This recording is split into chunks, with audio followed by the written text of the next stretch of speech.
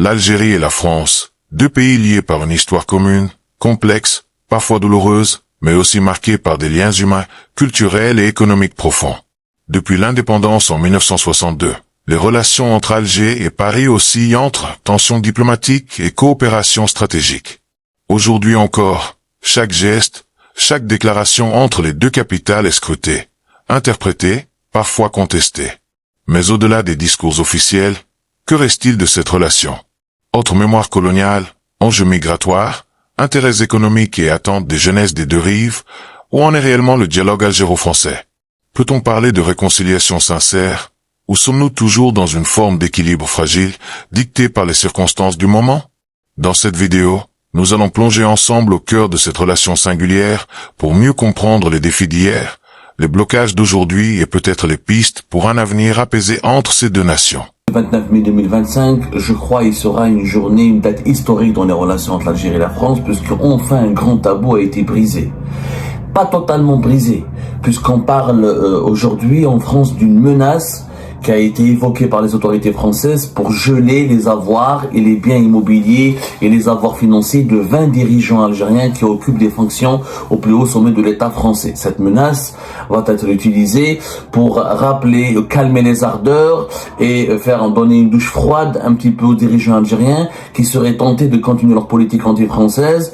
La France serait obligée, face à ces comportements hostiles, de rappeler à ces dirigeants algériens qu'ils ont des biens, ils ont des comptes bancaires en France, ils ont des biens immobiliers, ils ont des intérêts financiers et des intérêts économiques, et que s'ils continuent à s'aventurer à embêter la France et à la menacer et à pratiquer une politique totalement hostile à ses intérêts, la France sera obligée de se défendre en annonçant directement une liste de leurs biens et leurs avoirs et leurs comptes bancaires qui seront gelés en vertu d'une loi qui existe depuis, qui a été élaborée depuis fin juillet 2024 et qui permet de geler directement et facilement les avoirs de certains dirigeants étrangers qui travaillent ou qui sont coupables ou qui sont impliqués dans des actes d'ingérence étrangère. La loi de juillet 2024 à fin juillet 2024, dont nous avons parlé tout à l'heure dans notre émission, elle ne parle pas de corruption, elle ne parle pas de blanchiment d'argent, elle parle de lutte contre les actes d'ingérence étrangère. Et dans la loi française, il y a une définition, la loi de l'article L 562-1 qui est entré en vigueur le 25 juillet 2024, il explique qu'il permet aux autorités françaises, notamment au ministère de l'économie et de l'intérieur, de sanctionner les dirigeants, les personnalités étrangères coupables d'actes d'ingérence. C'est cette loi que la France voudrait utiliser, selon les révélations qui ont été faites jusque-là, contre les dignitaires du régime algérien pour les empêcher d'utiliser leur propriété immobilière ou leurs biens ou d'utiliser leur compte bancaire pour une période de 6 mois renouvelable.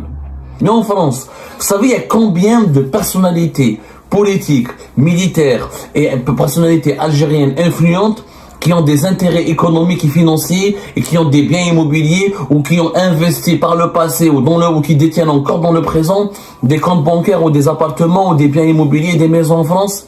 Il y a 801 personnalités politiques et militaires algériennes. 801.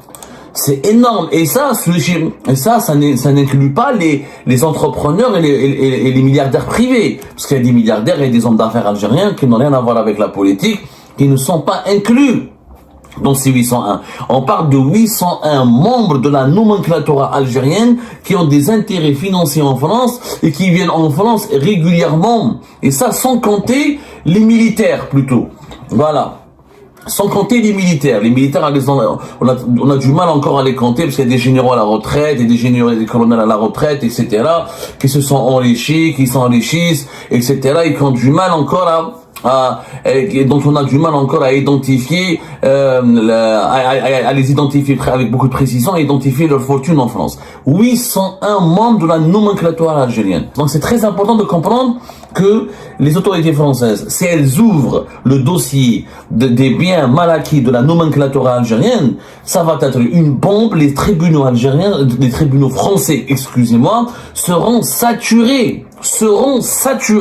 Il faudra des longues années d'investigation, tellement la mafia algérienne, elle est structurée, elle est habile, et la mafia politico-financière algérienne, elle connaît très très bien la France, elle connaît les lois françaises, elle connaît les vides juridiques, elle connaît les failles de dispositifs juridiques français, parce que quand tu utilises par exemple quelqu'un qui a la double nationalité, tu peux pas saisir ses biens aussi facilement parce qu'il a la nationalité française, tu peux pas priver ses biens aussi facilement, tu peux pas demander son extradition, donc la justice française est obligée d'enquêter, d'investiguer, et on en parlera après. Il y a malheureusement aussi au niveau français une certaine complicité.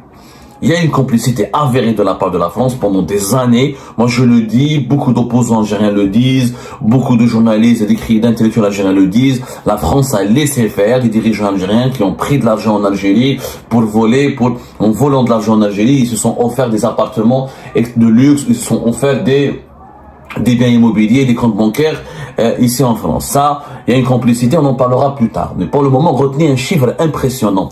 801 membres de la nomenclatura, 801 membres de la classe dirigeante algérienne ont des intérêts financiers en France.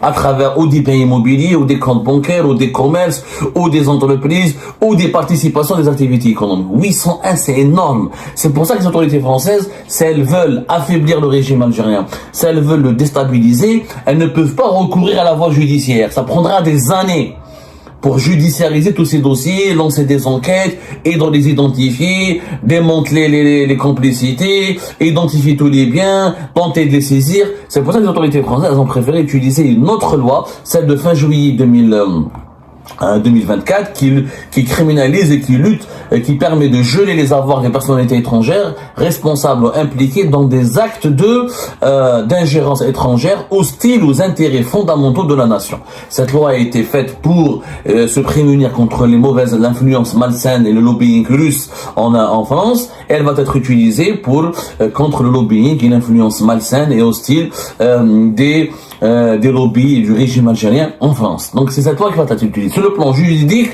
les biens mal acquis des dirigeants algériens, le jour où la justice française va ouvrir ce dossier, je peux vous assurer qu'il faudra créer une juridiction à part, il faudra créer un tribunal spécifiquement dédié à cette affaire, tellement les dossiers sont nombreux. 801 personnalités, ça veut dire 801 biens, pas 800, minimum 801 biens, 801 comptes bancaires, 801 commerces, 801 entreprises, 801 biens immobiliers. C'est un énorme travail qui attend les juges français, et cela soulèvera bien sûr une interrogation qui est aussi vieille que l'histoire complexe des relations algéro-françaises. Pourquoi la France a laissé faire pendant des années l'enrichissement des dirigeants algériens sur son propre territoire?